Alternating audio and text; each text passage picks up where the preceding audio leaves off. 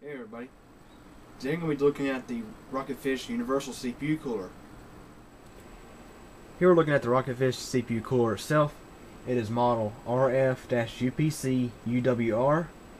It is a rebranded Cooler Master Hyper TX3 heat pipe cooler. It comes with the mounting brackets for Intel and AMD. It is compatible with the AMD K8 series from 754 all the way through the K10 series.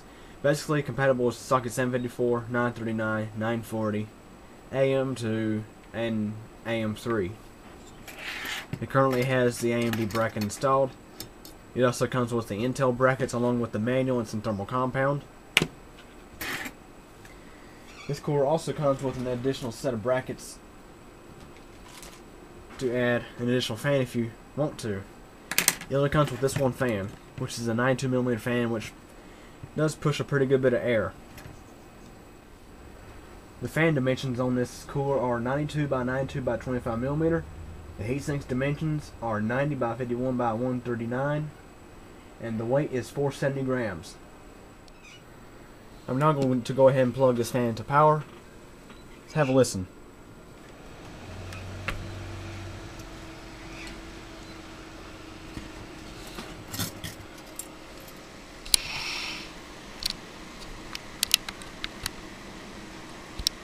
For the most part, it's fairly quiet, and it moves a good bit of air too.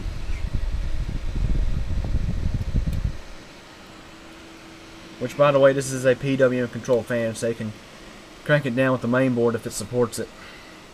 Highly recommend doing so. As long as your main board you can manually configure smart fan with your main board.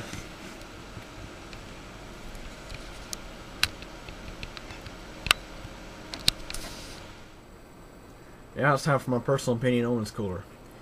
In my system, the Computer Tower Deluxe, I'm running an AMD Phenom 2 quad-core 965 Black Edition CPU with a 400 MHz overclock from 3.4 GHz up to 3.8 GHz with a 1.475 V-core voltage on the CPU. I'm comparing this cooler with my Sunbeam Silent Whisper heat pipe cooler that has a lap base, and I'm comparing this to when I had a standard fan on the cooler. That would spin around, I'm not exactly sure how many RPMs, but I'm guessing it would put about 20 to 30 CFMs, 30 to 35, somewhere in that matter. While this cooler would run about 2 degrees cooler, this cooler would actually have a higher load temp. I mean, we're comparing a cooler with heat pipe direct touch with a cooler that does not have it. This has a flat base. In number wise, my Sunbeam Silent Whisper cooler would idle at about, I would say, 43 to 45 degrees C, and I'll have a max load temperature of about 55 to 58 degrees C. At the same time, with this cooler, I would have 41 to 43 degrees C idle, and a hot 61 to 62 degrees C load temperature. And speaking of that, when I put the system under load with Prime 95, the temperature rose a bit quicker with this cooler than it did with the Sunbeam cooler. I'll explain why. While this is a heat pipe direct touch cooler, I'm kind of disappointed on the job that has been done with the base. When it comes to CPU coolers, it's really important to have a flat base, which from the camera point of view right now, it looks fairly flat, but let's go ahead and tilt this up a little bit. You might be able to see these gaps in between the heat pipes, and you might be able to see that the bases of the heat pipes have kind of a rough texture to them, along with the aluminum base next to the coolers, this flat piece here, the whole thing. Take a look here, you'll notice that it does look a bit rough, and you always want to have a really smooth base to get good contact between the cooler and your CPU. I used Arctic Silver 5 in this setup. And this cooler, with this cooler installed, I got higher temps than with my Sunbeam Silent Whisper heat pipe cooler. The heat pipes do not feel as warm to the touch, and the air coming out of the cooler did not feel as hot. This particular clip here is being shot later than the rest of the clips when I made the video review of this Rocketfish CPU cooler. Now that I've replaced the cooler in the Mid-Tower Deluxe with a water cooling setup, Let's have a look at this Sunbeam Silent Whisper cooler that I've modified and lapped. This is a standard heat pipe cooler that has the flat base. Originally, this cooler had a badly rough base, very uneven. Right now it still looks a little bit rough, but actually you can feel it is quite smooth. And it's kind of reflective too. This is because I lapped the base with lower grits of sandpaper all the way up to 600 grit sandpaper. Not exactly sure what the lower grit I used on this was, but the highest grit I used to lap this core was 600 grit. Anyways, let's have a look at this Rocketfish core again.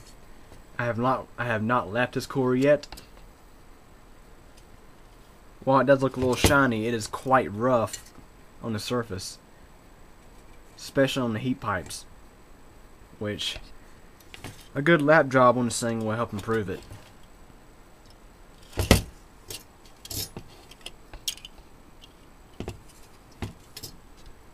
Anyways, back to the video review. Now let's compare this cooler with the stock AMD cooler. I did not actually use this AMD cooler in my setup because I'm overclocking, so I cannot actually give you temperature results, but just in size alone, it's obvious that this cooler will outperform this one. Let's look at the base at the retail AMD cooler. I'll go ahead and pull off this protective piece. This cooler still has the original thermal compound on it. As you might be able to see, this cooler also has a pretty rough base on it too. This cooler would need some lapping as well to get better results. It does have decent fins on it and 4 heat pipes. Looks like 4. Okay, it's 2 heat pipes. My mistake. No, it is 4. Okay, excuse me. It is 4 heat pipes on this cooler. Pretty basic cooler. This will do. This should have no problem cooling a stock Phenom 2965 Black Edition CPU. But if you are planning on overclocking, it is good to go ahead and purchase a better cooler such as this one. However, you would probably need a better lap job to get the best results. Overall, I'll give this cooler an 8 out of 10 due to its good value and decent construction, and it is compatible with a good bit of CPUs on the market, from Intel Core i5s to Socket 775 Intels to a lot of AMD CPUs, from Socket 754 all the way up to Socket AM3. This is definitely a good replacement cooler over a retail cooler, especially on mid-range CPUs that have standard aluminum coolers rather than heat pipe coolers. Here's one more quick look at this cooler.